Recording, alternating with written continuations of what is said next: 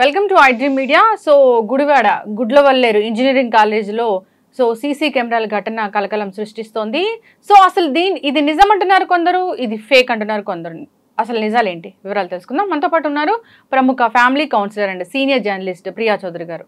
Ma'am నమస్తే అండి. నమస్తే మ్యామ్, ఏదైనా ఒక దుర్ఘటన జరిగింది, అది అమ్మాయిలకు సంబంధించింది అయితే అది నిజమా ఫేకా అనే వార్తలు కూడా వస్తున్నాయి. అలా అడగాల్సి వస్తుంది. ఈ సంఘటన గురించి మీరేం చెప్తారు? అంటే ఇక్కడ ఒక విషయం చెప్తున్నాను తల్లి, ఫేక్ నిజం. ఏది నిజం? ఆడపిల్లలు అక్కడ ప్రొటెస్ట్ చేస్తున్నది, ఆందోళన పడుతున్నది, అర్ధరాత్రులు బయటకు వచ్చింది నిజం. ఫేక్ ఏంటి? అసలు అక్కడ ఏమీ జరగలేదు. ఫేక్. Underline this point. నేనేం చెప్తున్నా, ఏమీ జరగలేదు. పాయింట్స్ మాట్లాడుకుందాం. కొంతమంది కూడా యూట్యూబ్లో కొన్ని వీడియోస్ పెడుతున్నారు, అగమ్య గోచరము. తెలిసైనా మాట్లాడాలి, తెలియకైనా మాట్లాడాలి, కాకపోతే ఏదో మాట్లాడాలని ఎవరు మాట్లాడకండి. ఇక్కడ అసలు జరిగినటువంటి పూర్వాపరాలు ఎవరైనా పరిశీలించారా? ఇది ఫేక్ అని మాట్లాడేటటువంటి వాళ్ళు. సంఘటన ఎప్పుడు జరిగింది? ఈ సంఘటన విద్యార్థినులకు తెలిసిన తరువాత, వాళ్ళకి ప్రూఫ్లు కనపడిన తర్వాత, ప్రూఫ్లు అంటే వీడియోలు పోయి వీళ్ళు చూసుకోవడమో లేకపోతే ఇంకొకటో కాదు, మగ విద్యార్థులు ఎవరైతే ఉన్నారో వాళ్ళు టాపిక్ మాట్లాడుకుంటున్నారు. ఒరే మనం చూసిన వీడియోలో పిల్ల ఈ పిల్లే కదా, ఇవే హ్యాండ్స్ కదా, అవి కదా, ఇవి కదా అని చెప్పేసి అని కామెంట్స్ చేసుకుంటుంటే అక్కడి నుంచి మొదలైంది ఈ ముసలం అనేది. అర్థమైందా? ఏంటివి వీడియోలో ఏం చూశారు అనేది దాని మీద దృష్టి పెట్టి అసలు ఇది ఏంటి అనేది కూపీ లాగితే బయటకు వచ్చినటువంటి విషయం ఇది. బయటకు వచ్చినప్పుడు మొత్తం విద్యార్థినులందరూ కూడా ఏం చేశారంటే పోయి కాలేజ్ యాజమాన్యానికి వీళ్ళు రిపోర్ట్ చేశారు. ఫస్ట్ రిపోర్ట్ చేశారు, ఈ ఆందోళన రాత్రి జరిగింది కాదు. Underline this point. రాత్రికి రాత్రి పుట్టినటువంటిది కాదు. 1 వీక్ 10 days బ్యాకే ఇది జరుగుతుంది. 10 days గా జరుగుతుంది. 1 వీక్ కిందట ఈ ఆడపిల్లలందరూ, హాస్టల్లో ఉన్నటువంటి ఆడపిల్లలందరూ వెళ్ళి యాజమాన్యానికి, వార్డెన్కి ఫస్ట్ ఇచ్చారు. వార్డెన్ యాజమాన్యానికి ఇచ్చింది. ఆ తర్వాత అక్కడ వీళ్ళని పిలిచి అడగడం జరిగింది. డిస్కషన్స్ జరుగుతున్నాయి. ఏమని జరుగుతున్నాయంటే, మేడం ఇది జరిగింది అని అంటే ఆధారాలు ఎక్కడున్నాయి అనగానే వీళ్ళు ఎవరెవరి దగ్గర వీడియోస్ ఉన్నాయో, ఎక్కడ వీడియోస్ ఉన్నాయో పేర్లతో సహా వీళ్ళు చెప్పారు. చెప్పిన తర్వాత ఓకే మేము ఎంక్వైరీ చేస్తాం, మేము కనుక్కుంటామని చెప్పి దాన్ని అలా వదిలేశారు. ఒక రోజు గడిచింది, 2వ రోజు గడిచింది, ఇది జరగలేదు అనేటటువంటి విషయాలు వీళ్ళు చెబుతున్నా జరిగినాయి అనేటటువంటి బలమైనటువంటి ఆధారాలు ఉన్నాయి. సాక్ష్యాలు అని అడుగుతున్నాను. అది కూడా నేను చెప్తా. ఏమయ్యా పెద్ద మనుషులు, వీడియోలు చేసే పెద్ద మనుషులు, సాక్ష్యాలు ఉన్నాయా అని మాట్లాడుతున్నారే. ఏ ఆడపిల్ల తన సాక్ష్యాన్ని బయట పెడుతుంది? అవునా? ఏ ఆడపిల్ల సాక్ష్యాన్ని బయటపెడుతుంది? ఇంకొకటి, సీసీ కెమెరాస్ అది సీక్రెట్ క్యామ్స్ పెట్టారట అని ఎప్పుడైతే ఇచ్చారో ఆడపిల్లలు పోయి ఎత్తుకునేటటువంటి నాలెడ్జ్ ఎక్కడ ఉంటుంది? ముందు కంగారు వస్తుంది, భయం వస్తుంది. పోయి బాత్రూమ్లో ఎతకరు, ఫస్ట్ వెళ్ళి కంప్లైంట్ చేస్తారు. కంప్లైంట్ చేయగానే వీళ్ళని హిడెన్ పెట్టేసేసి ఇమ్మీడియట్గా సాక్ష్యాధారాలు మొత్తము అక్కడి నుంచి క్లియర్ చేసేటటువంటి ఆ యొక్క కెపాసిటీ యాజమాన్యానికి ఉండదా? ఇది వారం రోజుల నుంచి నడుస్తుంది. రాత్రికి రాత్రి పుట్టలేదు. ఆ తర్వాత ఏమైనాయి అంటే, వీళ్ళు ఎవరెవరి పేర్లు అయితే చెప్పారో, ఎక్కడ వీడియోలు అయితే ఉన్నాయో, ఎవరి పేరు బయటకు వచ్చిందో అక్కడ వాడికి సంబంధించిన మొత్తం ఉప్పందించేసి మొత్తం డిలీట్ చేయించేశారు. ఇది జరిగినటువంటి విషయము. డిలీట్ చేపించేసేసిన తర్వాత వీళ్ళకి ఆందోళన పెరిగిపోయి వీళ్ళు ఏ చర్యలు తీసుకోవట్లేదు. వీళ్ళు పోతున్నారు, అడుగుతున్నారు, వస్తున్నారు. వెళ్ళినప్పుడల్లా మనము ఆ ఆడియోస్లో అమ్మాయిల మాటలు వింటున్నాం, ఏడుస్తున్నారు పిల్లలు. మేము కాలేజ్ వాళ్ళు మమ్మల్ని బెదిరిస్తున్నారు, డ్రగ్స్ కేసులో ఇరికిస్తాము అని చెప్పేసి అని. ఇక్కడ ఆడపిల్లలు ధైర్యం తెచ్చుకొని ఆలోచించాల్సింది ఏంటంటేనమ్మా, మీ కాలేజీ యాజమాన్యం మిమ్మల్ని డ్రగ్స్ కేసులో ఇరికిస్తే మీ కాలేజ్ కూడా ఇరుక్కుంటుంది. అదే ఆడపిల్లలు తెలుసుకోవాల్సినటువంటి. వీళ్ళు ఏంటంటే వాళ్ళకి ఏం తెలీదు. అమ్మో మమ్మల్ని ఇరికిస్తే మేము జైలు పాలవుతాం, మా ఫోటోలు మీడియాలో కనిపిస్తే మేమేదో అవుతాం. వెనకడుగు వేశారు. కానీ రాత్రికి రాత్రే ఆడపిల్లలు 300 మంది ఆడపిల్లలు కలిసికట్టుగా అక్కడికి వచ్చి సెల్ ఫోన్లో ఉన్నటువంటి టార్చ్ లైట్స్ ఆన్ చేసుకుని మరి అంత ఉద్రిక్తమైన వాతావరణం జరిగింది అనంటే, బాస్ మాట్లాడేటటువంటి పెద్ద మనుషులు లోపల యాజమాన్యానికి ఆ స్టూడెంట్స్కి మధ్య ఎన్నిసార్లు వాగ్వివాదాలు జరిగి ఉంటాయి, వీళ్ళు ఏ విధంగా వాళ్ళ గోడును వెళ్ళబోసుకున్నారు. వీడియోలు తీసుకురావాలంటే చూసేవాడు ఇస్తాడా వీడియో? లేకపోతే ఉంది అని తెలిసిన అమ్మాయి తీసుకొస్తుందా వీడియో? ఏ ఆడపిల్ల వీడియోని బయట పెడతారు? అడగడానికి కొంచెమన్నా జ్ఞానం ఉండొద్దా వీళ్ళకి? వీడియోల ఆధారాలు ఉన్నాయా? సీసీ కెమెరాలన్నిటినీ కూడా హిడెన్ కెమెరాస్ అన్నిటినీ డైల్యూట్ చేసే కాలేజ్ యాజమాన్యం డైల్యూట్ చేసి ఉండదని ఎందుకు మాట్లాడరు? అంతమంది ఆడపిల్లలు అరే మేము బహిర్గతం అయ్యామనే భయంతో ముందుకు వచ్చి మాట్లాడుతుంటే ఒక్క గొంతు కన్నా ఆడపిల్లల వైపు మాట్లాడుతుందమ్మా. రైట్, వీళ్ళు అన్నట్టుగానే అది ఫేక్ అనే అనుకుందాం. ఫేక్ అనిపించినప్పుడు ఇంత ఉద్రిక్తత ఎక్కడి నుంచి వచ్చింది? వాళ్ళల్లో అంత బాధ, ఆవేశము, కోపము ఎక్కడి నుంచి వచ్చింది? దాంట్లో ఉన్నటువంటి వాస్తవాలు తెలియదా? ఒక ఫేక్ న్యూస్ వచ్చింది అని అంటే అది ఇంత ఉద్రిక్తతకి ఎప్పుడూ దారితీయదు. ఫేక్ న్యూస్లు ఎప్పుడు కూడా మీడియాలో హల్చల్ చేస్తాయి. ఇక్కడ వార్త బాధితుల దగ్గర ఉంది. ఇవాళ మీడియాలన్నీ కవర్ చేయబడ్డాయా లేకపోతే మీడియా గొంతుక మూగబోయిందా? మరి కలకత్తాలో జరిగినటువంటి విషయాన్ని మనం సీరియల్గా మాట్లాడుకున్నామే, మరి ఇక్కడ ఏం జరిగింది అనేటటువంటిది మాట్లాడేటటువంటి దమ్ము ధైర్యం ఎవరికి ఉంది? అది ఆడపిల్లల గుండె ఘోష. కనీసం పట్టించుకోండి. ఇంకొక విషయం, ఇక్కడ మేమన్నీ పరిశీలించాము, ఏమి పోలీసులు ఎప్పుడొచ్చి చెప్పారు అమ్మ ఆ విషయాన్ని? వీళ్ళు కంప్లైంట్ ఇచ్చిన వారం రోజుల తర్వాత వచ్చారు.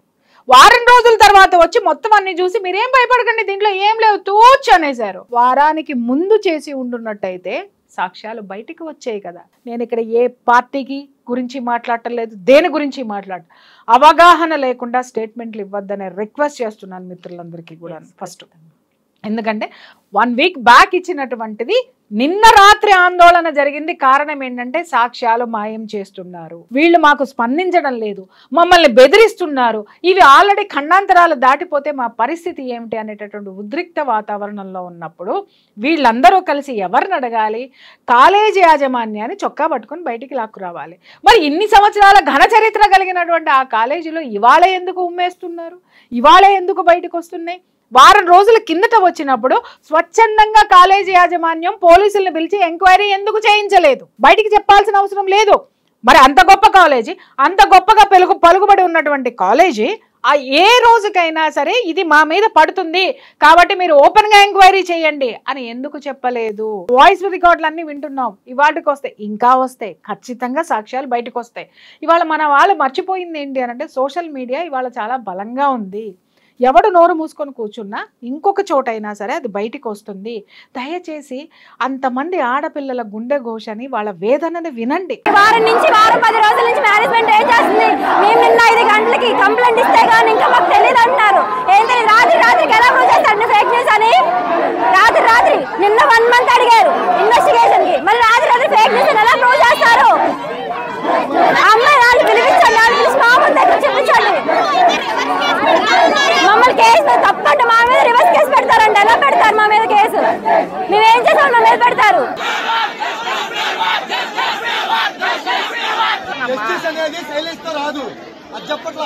విషయం క్లారిటీగా కమ్యూనికేట్ అవటం సైలెంట్ గా అవ్వాలి. కానీ కమ్యూనికేట్ అనేది చాలా మంది తెలిసిపోయింది, మినిస్టర్ దగ్గరికి వెళ్ళిపోయింది, మీడియా ద్వారా స్ప్రెడ్ అయింది, పోలీసులు ఎటువంటి ఆధారాలు లేవు, ఇంకోటి ఏం లేదని చెప్తున్నారు. నిజంగా నేను కోరుకుంటున్నాను అక్కడేం ఉండకూడదు, నేను కోరుకుంటున్నాను అక్కడేం జరగకూడదు. కానీ నిప్పు లేందే పొగ వస్తుందా? ఇది ఫేక్ అయితే మన మీడియా మిత్రులే ఎప్పుడో ఫేక్ అని తేల్చేసేవాళ్ళు. ఒక అర్ధరాత్రి అన్ని 4 గోడల మధ్య, అంటే ప్రహరీ గోడల మధ్య ఒక కాలేజ్లో ఉద్రిక్త వాతావరణంలో జరిగినటువంటి ఈ సంఘటన, ఈ ప్రతిఘటనకి బాధ్యులు ఎవరు దీనికి సమాధానం చెప్పాలి? ఈ విధంగా చట్టం నోరు నొక్కేసి, లేకపోతే నిజం వాస్తవాల నోరులు నొక్కేసి, బాధ్యతాయుతమైనటువంటి జర్నలిజంలో ఉన్న మనం కూడా దాన్ని నొక్కేసి కూర్చుంటే రేపొద్దున నీ బిడ్డ నా బిడ్డ ఆ కాలేజీలకు పోతుంది. అలాగే దీనికి మనం ఈ రోజు ఊతమిచ్చి కూర్చున్నామంటే రేపొద్దున తప్పు చేసేవాడు మన ఇంటికే వస్తాడు డైరెక్ట్గా. ఇవన్నీ ఎందుకు ఆలోచించలేకపోతున్నారో నాకు అర్థం కాదు. దాన్ని చాలా లైట్గా తీసుకోమని వార్డెన్ చెప్తున్న పరిస్థితి కూడా ఉంది. సో ఏంటిది, ఎక్కడుంది ప్రొటెక్షన్ అనేది? యథార్థవాది లోక విరోధి అని చాలా వరకు కూడా నేను ఆడపిల్లలు జాగ్రత్తగా ఉండండి, ఎందుకు జాగ్రత్తగా ఉండాలో కూడా నేను చెప్తూ వస్తూనే ఉన్నాను ఎప్పుడు కూడా. చాలా మంది నాకు చూసిన వాళ్ళు చాలా మంది చెప్తారు, మేడం మీరు ఉన్నది ఉన్నట్టు చెప్తారు మేడం, మీరంటే ఆడపిల్లలకి ఇష్టం ఉండదు, మీరంటే ఆడపిల్లలు అంత లైక్ చేయరు అని. లైక్ చెయ్యమని నేను అడగల, వాళ్ళకి ఏ ప్రమాదాలు వస్తున్నాయో నేను ఎప్పటికప్పుడు హెచ్చరిస్తున్నా. దాన్ని తీసుకోకపోతే జరిగేటటువంటి అనర్థాలు ఇలాగే ఉంటాయి. వాళ్ళు లైక్ చేసినా లైక్ చేయకపోయినా నాకు పెరిగే ఆస్తులు లేవు, తరిగే ఆస్తులు లేవు. కానీ నేను చెప్పే విషయాలు పట్టించుకోకపోతే మాత్రం నష్టపోయేది మాత్రం ఆడపిల్లలే. నిజంగా చెప్తున్నాను కదా. ఎందుకు అనంటే ఎన్నోసార్లు చెప్పాను నేను. ఇవాళ నిన్నగాక మొన్న ఒక్కటే సూత్రం అమ్మ. ఇక్కడ వచ్చేటటువంటి ఒక పెద్ద దరిద్రం ఏంటి అనంటే ఈ ఓయో రూములకి తలుపులు బార్లా తెరిసి అవతల పారేశారు. ఈ ఓయో రూములకి ఓయో అనేవాడు ఎవడు, అసలు ఎక్కడి నుంచి వచ్చాడు, అసలు వీడు ప్రతి ఒక్క హోటల్ని ప్రతి ఒక్క చోటుని, ఇంకా చెప్పాలంటే ఇప్పుడంటే అపార్ట్మెంట్లు కూడానంట వాడే తీసేసుకొని అనైతికమైనటువంటి చర్యలకి వాడు పాల్పడుతుంటే చట్టం ఏమి చెయ్యట్లా. చట్టం పక్కన పెట్టండి, ఎందుకంటే చట్టం అకార్డింగ్ టు లా పనిచేస్తుంది. సమాజానికి ఏ విధమైనటువంటి భయంకరమైనటువంటి విపత్తులు ఎదుర్కొంటున్నారు. ఇదే ఓయూ రూముల విచ్చలవిడితనంతో ఎన్ని సంసారాలు సుప్రీంకోర్టు తీర్పిచ్చిందనే ఒక దగుల్బాజీ మాటతోటి ప్రతి ఒక్కడు పెళ్ళాన్ని వదిలేసేసి ఇంకొక ఆడదానితో తిరిగి ఏం పిక్కుంటావో పిక్కు అంటున్నాడు. ప్రతి ఒక్కటి మొగుడిని వదిలేసి నాకు ఆల్రెడీ నాకు ఈ హక్కు ఉంది, ఇంకొకరితో తిరిగేటటువంటి హక్కు ఉంది, ఏం పిక్కుంటావో పిక్కోండి పోండి అని సంసారాన్ని పిల్లల్ని వదిలేసి ఒక శారీరక సుఖాలకి కక్కుర్తపడి సంసారాలని కుటుంబ వ్యవస్థని నాశనం చేస్తున్నటువంటి పరిస్థితులు ఇవాళ ఉన్నాయి. అవన్నీ పక్కన పెడితే ఇవాళ ఓయూ రూమ్ లో నేను చాలా సార్లు చెప్పాను, 14 సంవత్సరాల ఆడపిల్లల దగ్గర నుంచి ఓయో రూములకు వెళ్తున్నారు. ఓయో రూముల్లో ఇవన్నీ జరుగుతున్నాయి. ఈ రోజు ప్రతి ఒక్కడు నాకు డబ్బు వస్తే చాలు, సమాజం ఎట్లా పోతే ఏంటి, ఎవడెట్లా పోతే ఏంటి అనుకుంటున్నారు. బాగుంది, వాడు వ్యాపారస్తుడు, బానే ఉన్నారు. కానీ ప్రతి ఒక్క తల్లి మీ ఆడపిల్ల ఇంట్లో నుంచి బయటికి వెళ్తే తిరిగి ఎలా వస్తుంది అనేటటువంటి ఆ యొక్క ఇది మీ దగ్గర ఉందా? ఇంకొక మాట, అసలు నేను ఇవాళ జరిగినటువంటి పరిస్థితి చూస్తే లక్ష్మి, ప్రతి ఒక్క ఆడపిల్ల సెల్ ఫోన్ లో జీపీఎస్ పెట్టాల్సినటువంటి అవసరం ఉంది. 100%. ఆ పిల్లలు ఎక్కడికి వెళ్తున్నారు, ఎక్కడుంటున్నారు, ఏం చేస్తున్నారు. ఈ కాలేజీ దగ్గరకు వస్తే అమ్మాయి చాలా పెద్ద పొలిటీషియన్ కూతురు, ఆ పొలిటీషియన్ బెదిరించాడు, కాలేజ్ బయటికి రావద్దు, మా అమ్మాయి పేరు బయటికి రావద్దు, వచ్చిందంటే డ్రగ్స్ కేసులో ఇరికిచ్చేసి ఇంట్రాగేషన్ చేసి మిమ్మల్ని సావగొట్టేస్తాను అని చెప్పేసి అని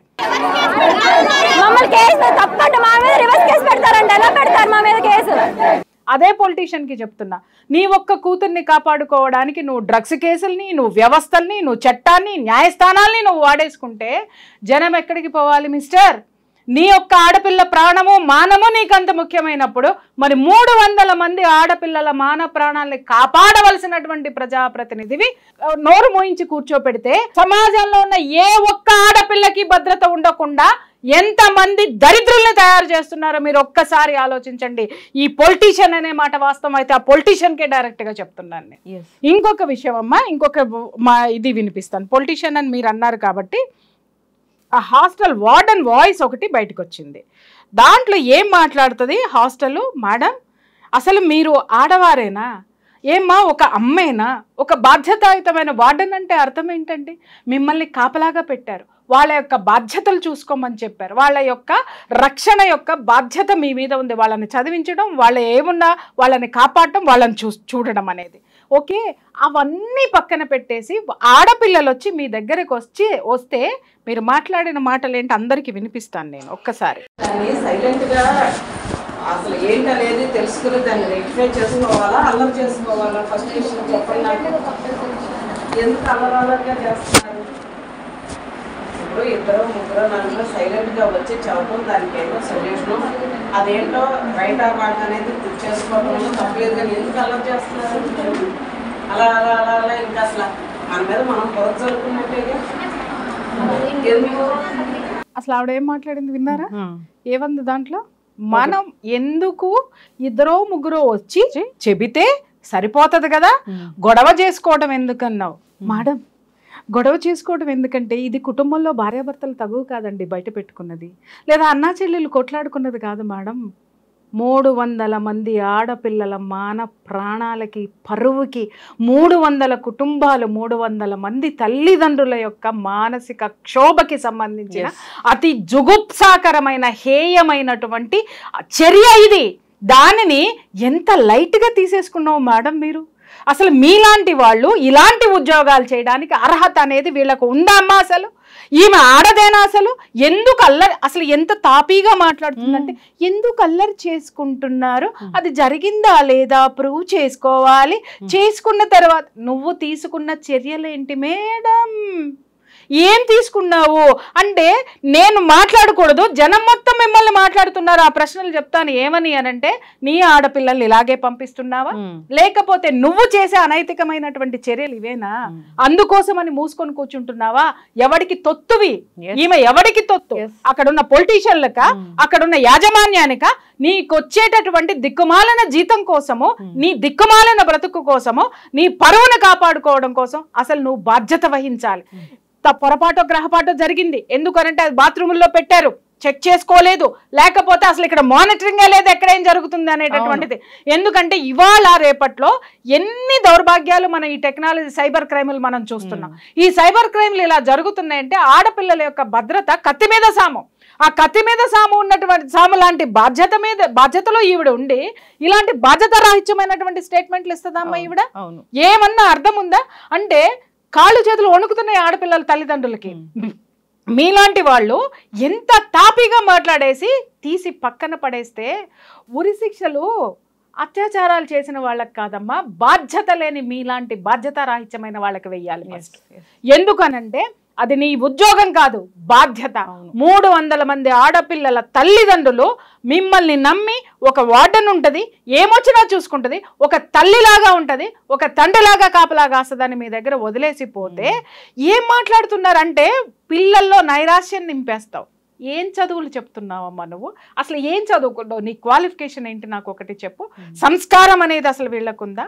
ఇకపోతే యాజమాన్యం గత ఎన్నాళ్ళ మట్టి ఇది జరుగుతుందో తెలియదు. దాదాపు 300 వీడియోలు బయటికి వెళ్ళిపోయాయి మేడం. ఆ కాలేజీ యాజమాన్యాన్ని కూడా అడుగుతున్నా, 300 వీడియోలు తాపీగా నువ్వు మాట్లాడినటువంటి విషయాన్ని వారం రోజుల నుంచి మీ దృష్టికి తీసుకొస్తే కనీసం ఎంక్వైరీ కమిటీ లేదు, కనీసం ఆ ఇష్యూస్ మీద ఎంక్వైరీ లేదు. ఎవరి కాళ్ళు చుప్చాపుగా కూర్చునేసరికి ఆడపిల్లలకి భయం వేసిపోయి వాళ్ళు అర్ధరాత్రి సెల్ ఫోన్లో టార్చ్లు పెట్టుకొని బయటకు వచ్చి యాజిటేషన్ చేస్తే ఇవాళ బయటకు వచ్చింది ఆ విషయం.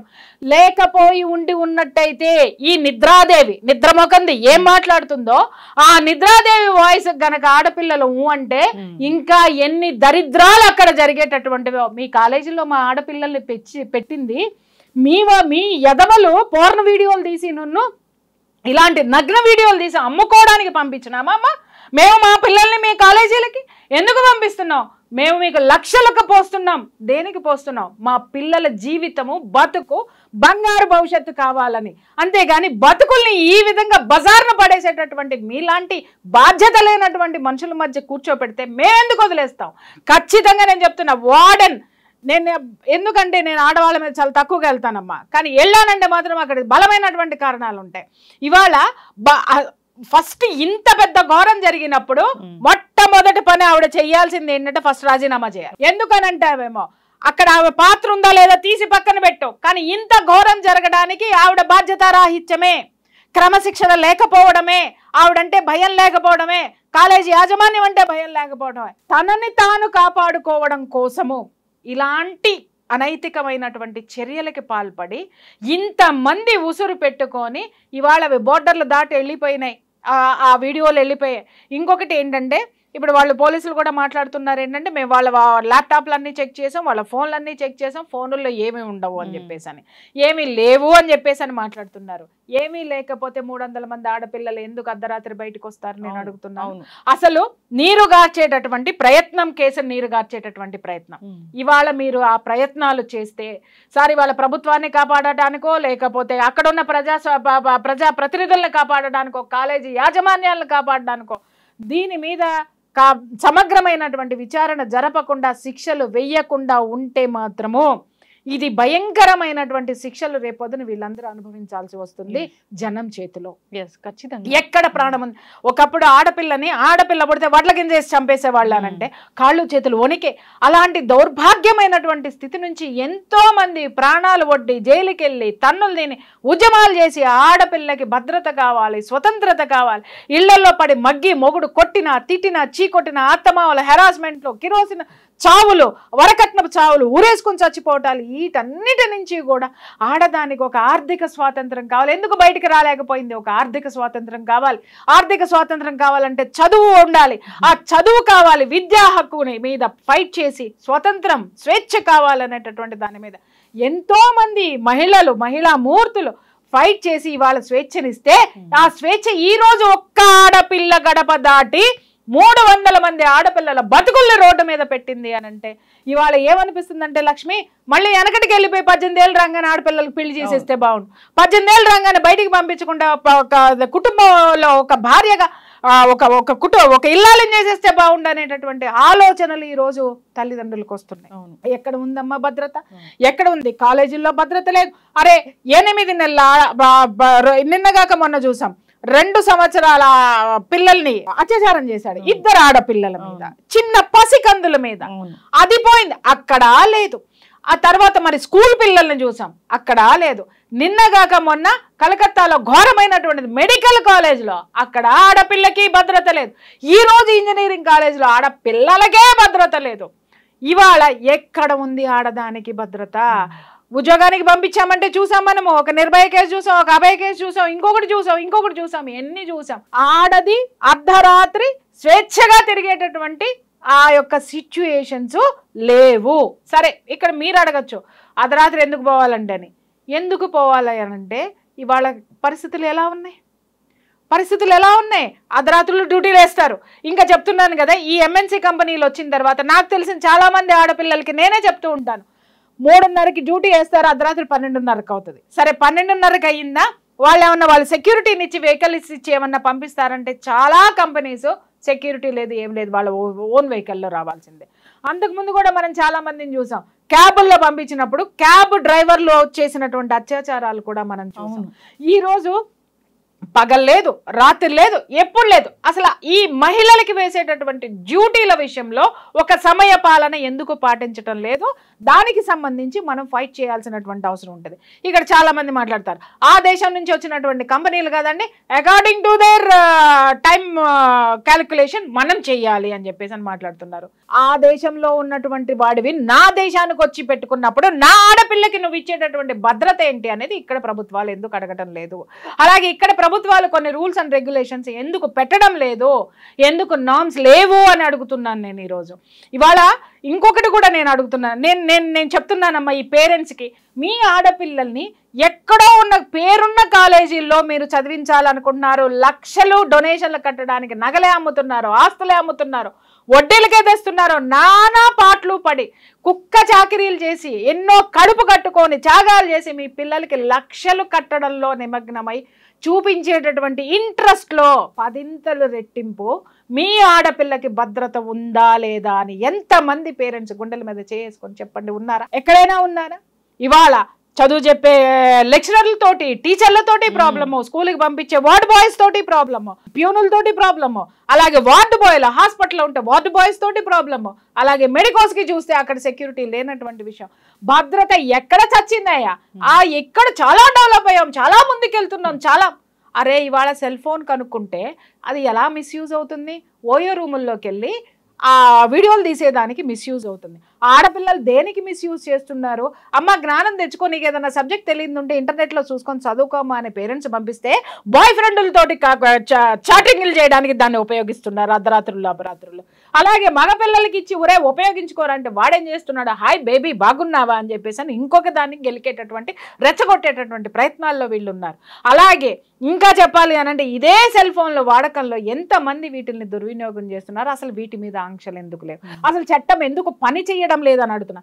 ఇక్కడ ఫెయిల్యూర్ మొత్తం కూడా చట్టానిదే చెప్తున్నా. ఈ చట్టము ఎన్ని ప్రలోభాలకి గురవుతుంది, ఎన్ని ఒత్తిళ్లకి లోనవుతుంది, ఎందుకు గురి అవుతుంది? చట్టం స్వతంత్రంగా పని చేయదా? పని చేసేటటువంటి పరిస్థితులు లేవా? లంచం లంచం లంచం. వాస్తవం మాట్లాడుతున్నానమ్మా. ఈరోజు పోలీస్ స్టేషన్కి వెళ్ళాలంటే భయం వేస్తుంది. పోలీస్ స్టేషన్కి వెళ్తే నిన్ను నన్ను ఎవడు పట్టించుకోడు. జేబులో చేయి పెడితే అప్పుడు జేబు బరువుగా ఉంటే ఉన్నవాడికి మాత్రమే న్యాయం జరుగుతుందని చెప్పిన వాళ్ళు ఎంతమంది ఉన్నారో నా దగ్గర నాకు తెలుసు. మేము వెళ్ళినా కూడా ఇలా చేతులు కట్టుకొని నిలబడాల్సినటువంటి పరిస్థితులు నేను ఎన్నిటినో చూశాను. తర్వాత నుంచి నాకు నిజంగా చెప్తున్నాను కదా, ఎవడి కష్టం వాడు పడాలి, ఎవడి ఇది వాడు చూసుకోవాలి. పోరాడండి. ఈ చైతన్యం జనాల్లో నేను తీసుకురావడానికి కారణం అదే. వ్యవస్థలు భ్రష్టు పట్టిపోయినాయి వాళ్ళు మాట్లాడాలంటే. అలాగే మనుషులు కూడా, సమాజం కూడా భ్రష్టు పట్టిపోయింది. ఆలోచనలు లేవు. నీ బిడ్డను చదివించేటటువంటి కాలేజీలో ఎలాంటి సెక్యూరిటీ ఉందని లేదు.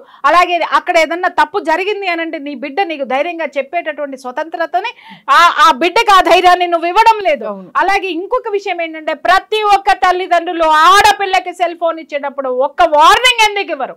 ఈ సెల్ ఫోన్ ద్వారా నీ భవిష్యత్తును ఏదే విధంగా మిస్యూజ్ చేసుకున్నా పగిలిపోద్ది అని చెప్పేసినటువంటి భయము ఆడపిల్లల్లో ఈ రోజు లేదు. ఎట్లా పడితే అట్లా ఆడపిల్లలు మాట్లాడడం నేర్చుకున్నారు. నాకు అర్థం కాకడితే ఆడపిల్లలు అందరూ హక్కుల గురించి మాట్లాడేస్తారు. వాళ్ళకి ఏ హక్కులు ఉన్నాయో మాట్లాడతారు. సామాజిక బాధ్యత లేదు వీళ్ళకి. తల్లిదండ్రుల మీద చూసుకోవాల్సిన బాధ్యత లేదు వీళ్ళకి. తల్లిదండ్రులు ఏ కష్టపడి చదువులు చదివిస్తున్నారో వాటిని మర్యాదపూర్వకంగా వాటిని అందిపుచ్చుకొని వాటిని కంప్లీట్ చేసుకుని ఒక బాధ్యతాయుతమైన సిటిజన్గా ఎదగాలనేటువంటి బాధ్యతలు మాత్రం మాట్లాడరు. వీళ్ళకి ఏం కావాలో మాత్రం మాట్లాడతారు. నీకు ఇచ్చేటటువంటి ఒక కాలేజ్కి నువ్వు వెళ్ళడానికి నీకు సర్వీస్ చేసేటటువంటి ఒక బస్సులో ఎక్కావు, ఒక ట్రైన్లో ఎక్కావు, దాన్ని మెయింటైన్ చేసేటటువంటి ప్రభుత్వానికి కానీ ఆ సిస్టమ్కి కానీ నువ్వు ఇచ్చిన మర్యాద ఏంటి? అలాగే నువ్వు అనుభవిస్తున్నవి చాలా వరకు గవర్నమెంట్ ఇస్తుంది. గవర్నమెంట్ ఎవరి ద్వారా ఇస్తుంది? సమాజంలో నీలాంటి వాళ్ళు నాలాంటి వాళ్ళు కట్టే ట్యాక్సుల ద్వారా నువ్వు అన్ని బెనిఫిట్స్ పొందుతున్నావు. అమ్మా ఆడపిల్లలు మీరు చదివేటటువంటి చదువుల్లో అన్ని మీరు లక్షలు ఖర్చు పెడితే వచ్చే కాదు. మాలాంటి వాళ్ళము ప్రతి మానవుడు కింద ఉన్నటువంటి కామన్ మ్యాన్ కూడా పప్పులు ఉప్పులు కట్టినటువంటి ట్యాక్సులతోటే మీరు బతుకుతున్నారు. ఫీజు రీఎంబర్స్మెంట్ ఎవరి జేబుల్లో నుంచి వస్తుందమ్మా? ఈ ఆడపిల్లల్ని మగపిల్లల్ని నేను అడుగుతున్నాను. మళ్ళంటే వాళ్ళ ట్యాక్సులు కట్టబట్టి కదా, సామాన్యుడు ఉప్పు పప్పు మీద వేసుకునే పన్నులు కదా, సెల్ ఫోన్ రీఛార్జ్ ఎంత పెరిగింది, అలాగే డేటా ఎంత పెరిగింది, ఛార్జెస్ ఎంత పెరిగినాయి, ఇవన్నీ ఎవరి ద్వారా వస్తున్నాయి? మిమ్మల్ని పోషించడానికి, మీకు చదువులు చెప్పడానికి మేమందరం కష్టపడుతుంటే సమాజం ఎవరికి కావాలి అని మాట్లాడుతున్నారు. కొట్టాలి ఒక్కొక్క పిల్లోని కూడా. సమాజం ఏంటి అని మాట్లాడితే సమాజాన్ని ఇలా మాట్లాడి కదా భ్రష్టు పట్టింది. దిక్కుమాల అరే ఊరే తురే అరేటటువంటి వీడియోలన్నిటిని యూట్యూబ్ల మీద ఎందుకు పడరు? యూట్యూబ్కి రిపోర్ట్ ఎందుకు ఇవ్వరు? ఇది సమాజాన్ని భ్రష్టు పట్టిస్తుందని. ఎవడి కాడు వ్యూస్ వస్తున్నాయి, నాకు డబ్బులు వస్తున్నాయి. ఒక మర్డర్ జరిగిందంటే అనకూడదు కానీ పుంకాలు ఈడు పోయి అక్కడ మర్డర్ దగ్గరుండి చేసినట్టు చెప్తాడు. ఒక్కొక్కడు కూర్చొని ఈడు పోయి అక్కడ పోస్ట్ మార్టం చేసినట్టు చూసినట్టే చెప్తాడు. ఇంకొకటి ఈడు పోయి అక్కడ కూర్చొని ఆ కేసు వాడే వాదించినట్టు చెప్పేస్తా ఉంటాడు. ఎప్పుడు చెప్తారమ్మా? ఆ సంఘటన జరిగినప్పుడు ఇన్ఫర్మేషన్ మాత్రమే ఇస్తారు కానీ సీరియల్ మాత్రం వేసుకుంటూ పోతారా? పోతుంది. ఈ రోజు ఎందుకు చేస్తున్నారు మీరు అంటే కాల్పనిక కథలు చెప్పి చెప్పి చెప్పి జనాల బుర్రల్లో ఏం చేస్తున్నారంటే ప్రపంచమంతా ఇంతేరా, జనమంతా ఇంతేరా, వాడు అట్లా ఉన్నాడు కాబట్టి నేను ఇలాగే ఉంటాను రా. వాడిని ఎవరేం చేస్తున్నాడు? భయం ఎవరు పెడుతున్నారు? మీడియా పెడుతుందా? ఎవరు పెట్టడం లేదు. ఒక శిక్ష పడితే ఒకడికి దాని మీద ఎందుకు డిస్కషన్లు పెట్టరమ్మా? పెట్టే దమ్ము ఎవరికి ఎందుకు లేదమ్మా? ఎంతసేపు ఎలా జరిగింది, ఏం జరిగింది, ఏ విధంగా పోయారు, ఇలాంటి దరిద్రమైనటువంటి చేయడానికి ముందుకు వస్తున్నటువంటి వీడియోస్ కంటే ఘోరమైనటువంటి ఈ ఇంటర్వ్యూస్ కూడా నేను చెప్తున్నాను కదా. ఇలాంటి వాటిలన్నిటినీ ప్రోత్సహించడం వల్ల కూడా ఆ ప్రమాదం ఇవాళ ఇంతమంది మగపిల్లలు ఎందుకు తెగించారు? బ్లాక్మెయిల్ చేశారు. బ్లాక్మెయిల్ చేసి మిగిలిన తీసుకురండి అంటే చట్టం మనల్ని ఏమి చేయదు. అరే భయ్ ఇది యూట్యూబ్ అనేటటువంటి వెబ్సైట్లు అనేటువంటి అవి ఎక్కడో ఉంటాయి, మనల్ని ఎవడు పట్టించుకున్నా డబ్బు వారేసి బయటకు వస్తామనేటటువంటి ఒక భయంకరమైనటువంటి సిచ్యువేషన్ వాళ్ళలో ఉండబట్టే కదా అది ఎంత వేళ్ళలోనికి పోయింది ఆ భావన మగపిల్లల్లో. అందుకే కదా ఇలాంటి వాటికి వాళ్ళ పోలీసులు వచ్చి ఏం జరగలేదని చెప్పారు. అంటే 300 మంది ప్రొటెస్ట్ చేసే ఆడపిల్లలు వీళ్ళు ఎంత బాధ్యతారాహిత్యంగా ఇస్తున్నారు ఆ స్టేట్మెంట్ ని. ఎలా తీసుకోవాలమ్మా వీటన్నిటిని? ఎవరు నడపాలా? ఎవడు నడపడు. నువ్వు ఎంచుకున్న వాడు ఎవడైతే ఉంటాడో వాడు నడపాలి. వాడిలో స్ట్రిక్ట్నెస్ రావాలి, వాడిలో బాధ్యత రావాలి. అరే ఈ ఆడపిల్ల ఎవరో కాదు, నా ఆడపిల్ల, నన్ను ఎన్నుకున్నటువంటి ఆడపిల్ల, ఆ ఆడపిల్లకి నేను న్యాయం చేయాలి, నా రాజ్యంలో ఇలాంటివి జరగకూడదు అని ఎప్పుడైతే పాలకుడు అనుకుంటాడో అప్పుడు రాజ్యం సుభిక్షంగా ఉంటుంది.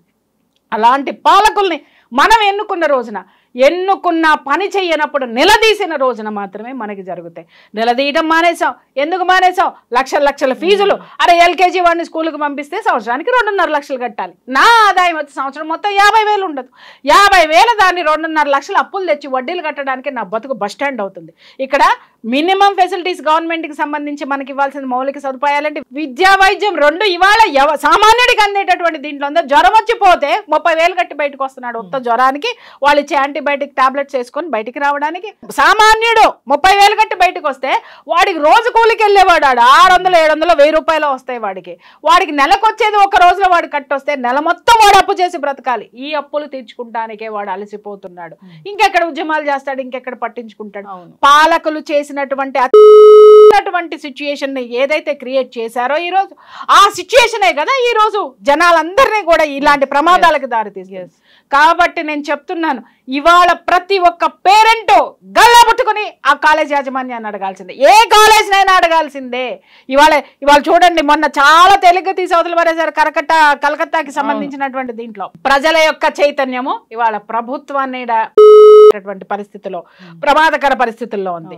అలాగే దాన్ని వాదించేటటువంటి లాయర్ కి కూడా అతను ఏం చేశాడో అని చెప్పి మూలాల వరకు ఎత్తుకెళ్ళి ఆ పర్సన్ ఎవడైతే ద గ్రేట్ లాయర్ కేసుకి ఒక వాయిదాకి 16 లక్షల నుంచి 20 లక్షలు తీసుకుంటాడంట. అలాంటి వాడిని కూడా పక్కన కూర్చోబెట్టేటటువంటి ఉధృతి ఈ రోజు కొనసాగుతుంది.